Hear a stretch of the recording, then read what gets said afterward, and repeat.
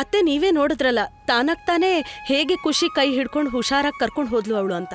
ನಾನು ಏನು ಹೇಳ್ತಾ ಇದ್ದೀನಿ ಅಂದ್ರೆ ಆಂಟಿ, ನಾವು ಎಷ್ಟು ಪುಟ್ಟು ಅನ್ನೋನ ನೋಡ್ಕೋತೀವೋ ಅದಕ್ಕಿಂತ ಹೆಚ್ಚಾಗಿ ಅವಳು ನಮ್ಮನ್ನ ನೋಡ್ಕೋತಾಳೆ.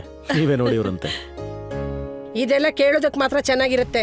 ಮಗು ಎಷ್ಟೇ ಶಾಂತವಾಗಿರ್ಲಿ, ಬುದ್ಧಿವಂತೆ ಆಗಿರ್ಲಿ, ತಿಳುವಳಿಕೆ ಇರ್ಲಿ, ಮಗುನ ಬೆಳೆಸೋದು ಹೀಗಲ್ಲ, ಅದನ್ನ ಸಂಭಾಳಿಸ್ಬೇಕು ನಾವು. ಅಂತ ಏನ್ ಟಾಡ್ಲರು ಅಲ್ಲ ಬಿಡಿಯತ್ತೆ, ಬುದ್ಧಿವಂತೆ ಅವಳು, ಸಂಭಾಳಿಸ್ಬೋದು ಬಿಡಿ. ನೀನ್ ತುಂಬಾ ಮಕ್ಕಳನ್ನ ಬೆಳೆಸಿದ್ಯಾ, ಎಲ್ಲ ನಿನಗ್ ಗೊತ್ತು, ಸಂಭಾಳಿಸ್ಬೋದಂತೆ. ಅತ್ತೆ ಒಪ್ಕೊಂಡೆ, ಈ ಅನುಜ್ ಒಳ್ಳೆ ತಂದೆ ಆಗ್ತಾನೆ ಅಂತ. ಒಬ್ಬ ಒಳ್ಳೆ ತಂದೆ ಒಂದ್ ಹಂತಕ್ ಮಾತ್ರ ಕರ್ತವ್ಯ ನಿಭಾಯಿಸ್ತಾನೆ, ಮುಂದೆ ಉಳ್ಕೊಳ್ಳೋದು ತಾಯಿ ಮತ್ತೆ ಮಗು. ಅನುಪಮ ಮತ್ತೆ ನಾನು ಬೇರೆ ಆಗಿದ್ವಿ, ಆದ್ರೆ ಆಗ್ಲೂ ಇವಳು ನನ್ನ ಮಕ್ಕಳ ತಾಯಿ ಆಗಿದ್ಲು. ಆದ್ರೆ ನೀನಂತೂ ಇವಳನ್ನ 2 ಭಾಗದಲ್ಲಿ ಹಂಚಿಬಿಟ್ಟಿದ್ಯಾ ಅನುಜ್ ಕಪಾಡಿಯ. ಹೌದಾ?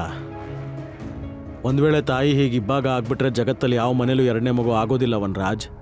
ಜಗತ್ತಿನ ವಿಷಯ ಬಿಡು, ಈ ಮನೆ ವಿಷಯ ಮಾತಾಡೋಣ. ನೀನು ಹೇಳೋ ಪ್ರಕಾರ ಸಮರ್ಥ್ ಹುಟ್ಟಿದಾಗ ತುಷಾರ್ ತಾಯಿ ಇಬ್ಬಾಗ ಆಗ್ಬಿಟ್ಲಾ, ಅಥವಾ ಪಾವನಿ ಹುಟ್ಟಿದಾಗ ತುಷಾರ್ ಮತ್ತೆ ಸಮರ್ಥನ ಪ್ರೀತಿ ಮಾಡೋದು ನಿಲ್ಸಿದ್ಲಾ? ಅನು, ನನ್ನ ಮಕ್ಕಳ ವಿಷಯ ಬೇರೆ, ನನ್ನ ಮಗಳ ವಿಷಯ ಕೂಡ ಬೇರೆನೇ.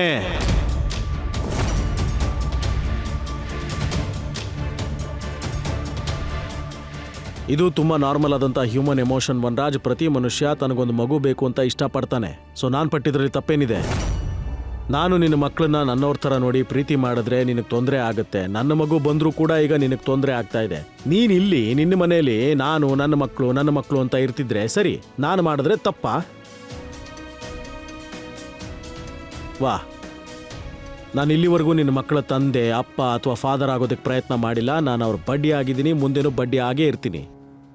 ನಿನ್ನ ಹಕ್ಕನ್ನು ಕಿತ್ಕೊಂಡಿಲ್ಲ ಮತ್ತು ನನ್ನ ಹಕ್ಕನ್ನು ಬಿಡೋದೂ ಇಲ್ಲ.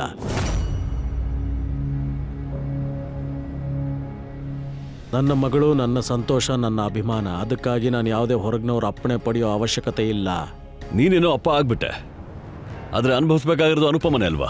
ಮೊದಲನೇ ವಿಷಯ, ಇಲ್ಲಿ ನಡೆದಿರೋದೆಲ್ಲ ನನ್ನ ಇಚ್ಛೆ ಪ್ರಕಾರ. 2ನೇ ವಿಷಯ, ಯಾವುದೇ ಹೊರಗಿನವ್ರಿಗೆ ನನ್ನ ಬಗ್ಗೆ ಚಿಂತೆ ಮಾಡೋ ಅವಶ್ಯಕತೆ ಇಲ್ಲ. ನನ್ನ ಬಗ್ಗೆ ಚಿಂತೆ ಮಾಡೋದಕ್ಕೆ ನನ್ನ ಗಂಡ ಇದ್ದಾರೆ.